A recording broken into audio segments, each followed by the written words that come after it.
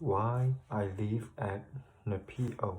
I was getting along fine with Mama, Papa Daddy, and Uncle Rondo until my sister Stella Rondo just separated from her husband and come back home again. Miss Whitaker. Of course, I went with Miss Whitaker first when he first appeared here in China Grove, taking positive self-photos, and Stella Rondo break us up. Told him I was one side, bigger on one side than the other, which is the laboratory. Calculate falsehood. I am the same. Stella Rondo is exactly 12 months to a day younger than I am. For no reason, she's spoiled. She's always had anything in the world she wanted, and then she'd throw it away. Papa Daddy gave her this gorgeous Ada Pierce necklace when she was 8 years old, and then she stole it away playing baseball when she was 9, with only 2 pillows. So as soon as she got married and moved away from home, the first thing she did was separate from Miss Whitaker. This photographer with the purple eyes, she said she trusts, come home from one of these towns up in Illinois, and to our completely surprise, brought this children of 2. This child of 2. Mama said she'd like to make her drop dead for a second. Here you had this marvelous blonder child, and never so much as one wrote your mother a word about it, says Mama. I'm thoroughly ashamed of you, but of course she wasn't. Stella Rondo just calmly take off this hat. I wish you could see it, she says. Why, Mama? Surely tears adopted. I can prove it. How? Says Mama. But all I say was, There I was over the hot stove, trying to change 2 children or 5 people and a completely unaccepted child into the bargain, without one moment's notice. What do you mean? Says Stella Rondo, and Mama says, I heard that, sister. I say that all.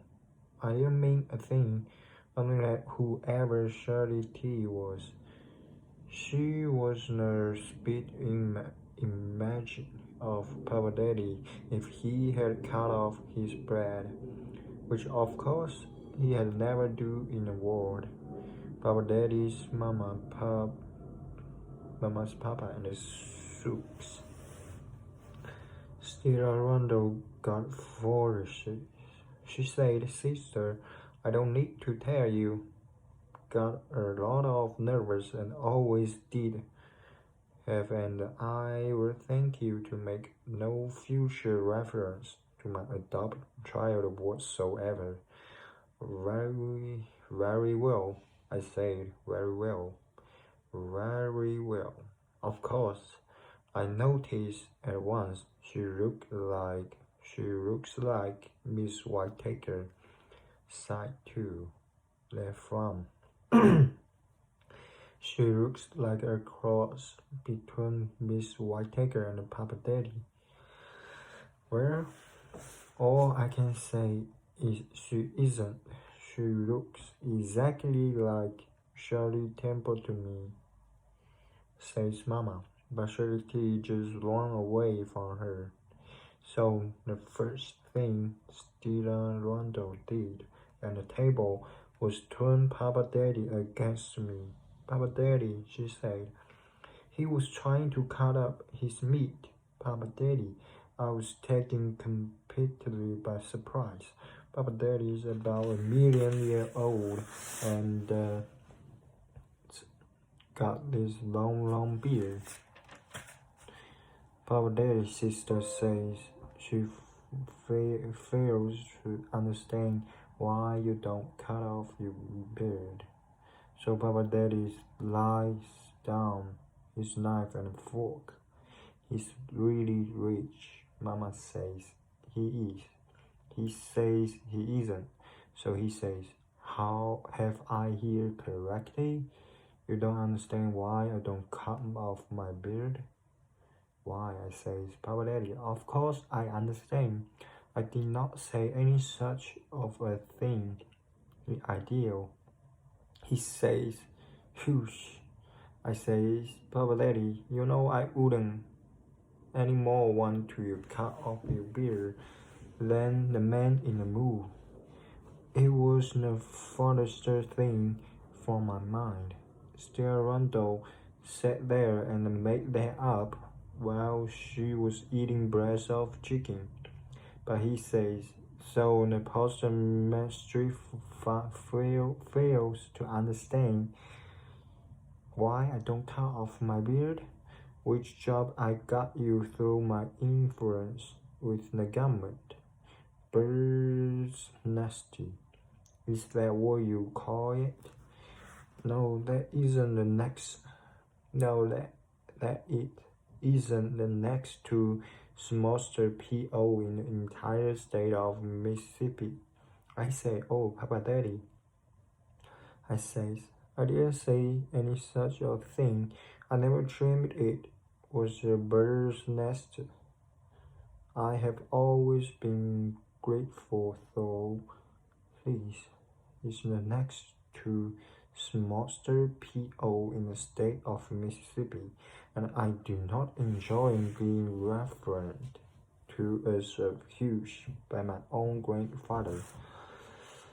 But still, Ronald says, yes, you did say it. Anybody in the world could have heard you that have had ears. Stop right there, says Mama, looking at me. So I put my napkin exchange back, threw the napkin ring and left the table. As soon as I was out of the room, Mama says, call her back, or she was starved to death.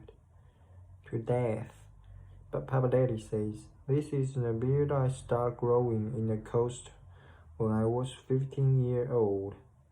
How would have gone until nightfall if Charity had lost the milkweed she ate in Carol.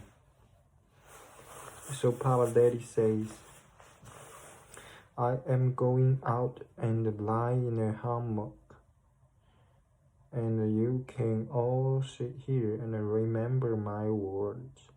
I will never cut off my beard as long as I live, even 1 inch, and I don't appreciate it in you at all.